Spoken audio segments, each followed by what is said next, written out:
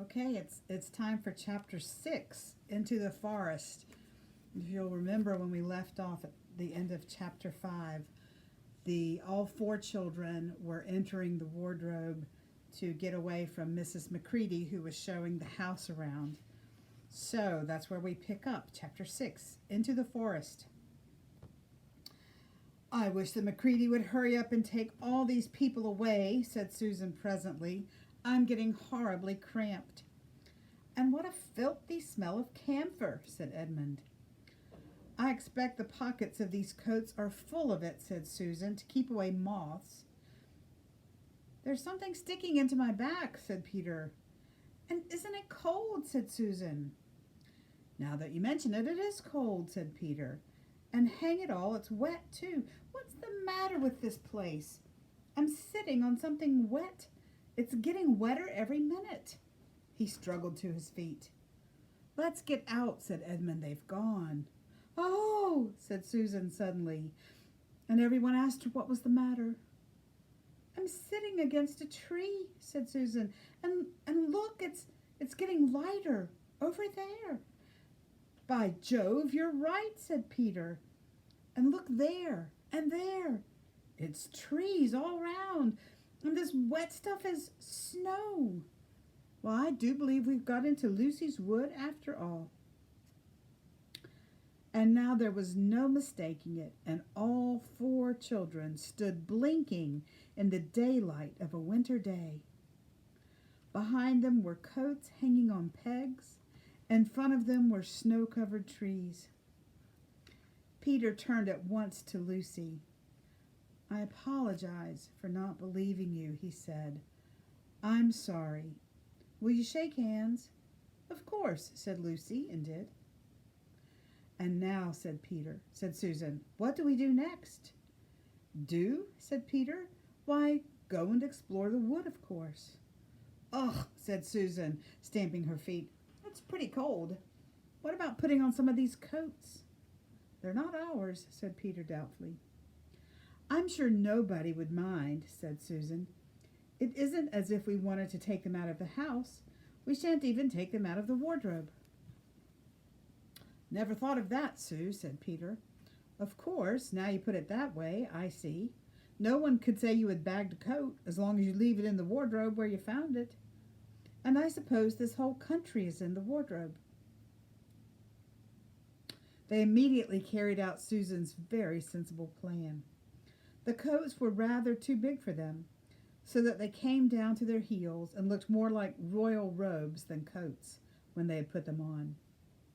But they all felt a good deal warmer, and each thought the others looked better in their new get-up and more suitable to the landscape. We can pretend we're Arctic explorers, said Lucy. This is going to be exciting enough without any pretending, said Peter, as he began leading the way forward into the forest. There were heavy, darkish clouds overhead, and it looked as if there might be more snow before night. I say, began Edmund presently, oughtn't we be bearing a bit more to the left? That is, if we're aiming for the lamppost. He had forgotten for the moment that he must pretend never to have been in the wood before. The moment the words were out of his mouth, he realized he had given himself away. Everyone stopped. Everyone stared at him. Peter whistled. So you really were here, he said. That time Lou said she'd met you in here, and you made out she was telling lies. There was a dead silence. Well, of all the poisonous little beasts, said Peter, and shrugged his shoulders and said no more. There seemed indeed no more to say. And presently the four resumed their journey. But Edmund was saying to himself, I'll pay you all out for this, you pack of stuck-up, self-satisfied prigs. Where are we going anyway, said Susan, chiefly for the sake of changing the subject. I think Lou ought to be the leader, said Peter. Goodness knows she deserves it. Where will you take us, Lou? What about going to see Mr. Tumnus, said Lucy. He's the nice fawn I told you about.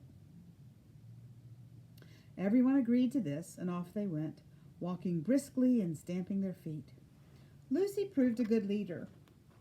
At first, she wondered whether she would be able to find the way, but she recognized an odd-looking tree in one place and a stump in another, and brought them on to where the ground became uneven, and into the little valley, and at last to the very door of Mr. Tumnus' cave. But there a terrible surprise awaited them. The door had been wrenched off its hinges and broken to bits. Inside, the cave was dark and cold, and had the damp feel and smell of a place that had not been lived in for several days.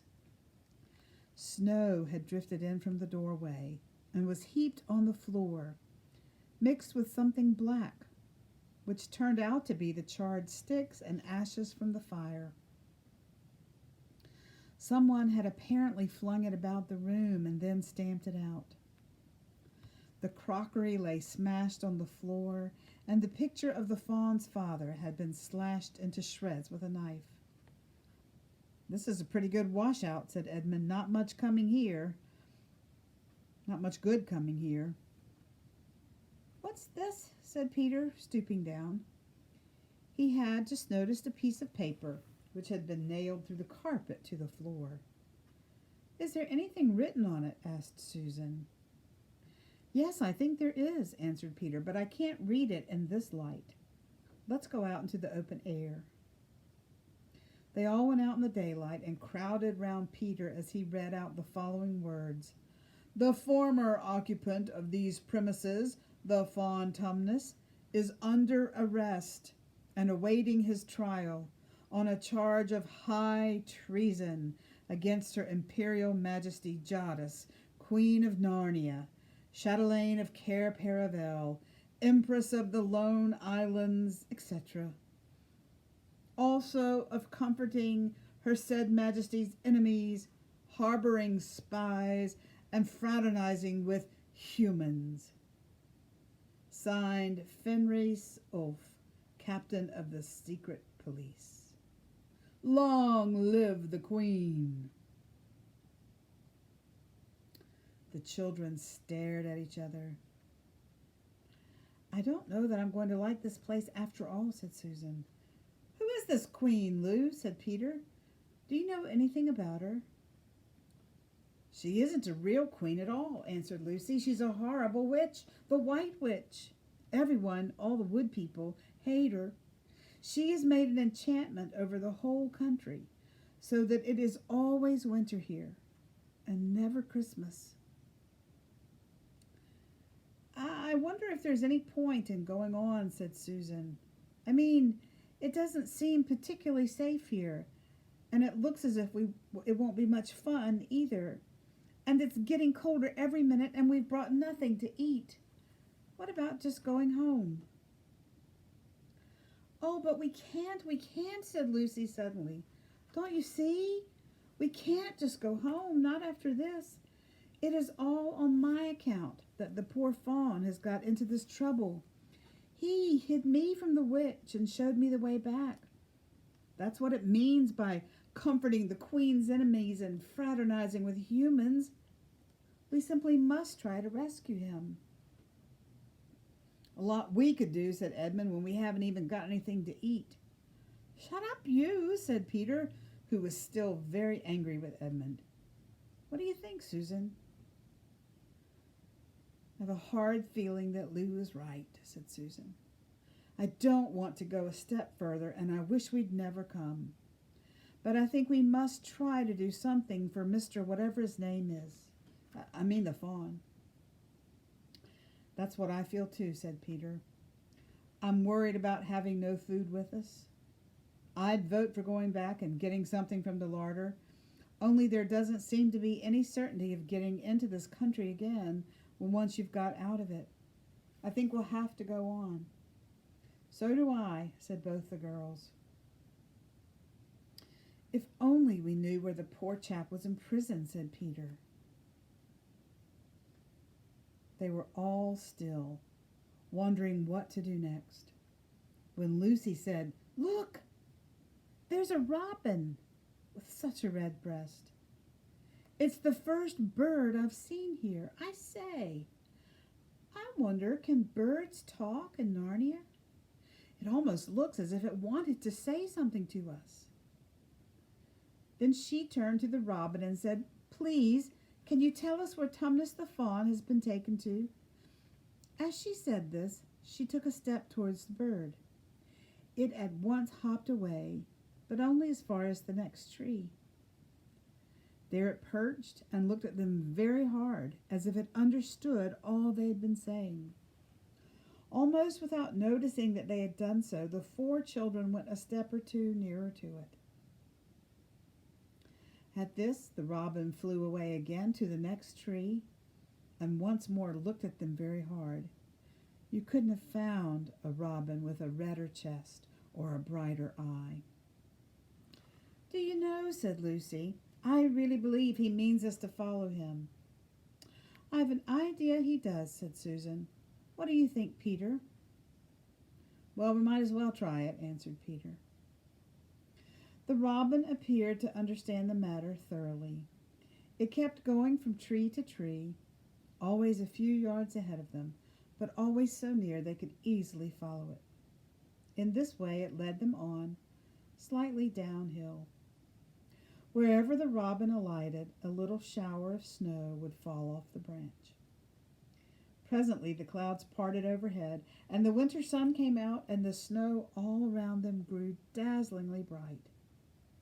They had been traveling in this way for about half an hour, with the 2 girls in front, when Edmund said to Peter, "If you're not still too high and mighty to talk to me, I've something to say which you'd better listen to it." "What is it?" asked Peter. "Hush, not so loud," said Edmund. "There's no good frightening the girls. But have you realized what we're doing?" "What?" said Peter, lowering his voice to a whisper. "We're following a guide we know nothing about. How do we know which side the bird is on? Why shouldn't it be leading us into a trap?" "It's a nasty idea. Still, a robin, you know. They're good birds in all the stories I've ever read.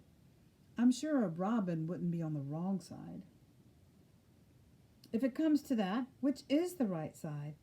How do we know that the fawns are in the right and the queen, yes, I know we've been told she's a witch, is in the wrong? We don't really know about either. The fawn saved Lucy." "He said he did. But how do we know?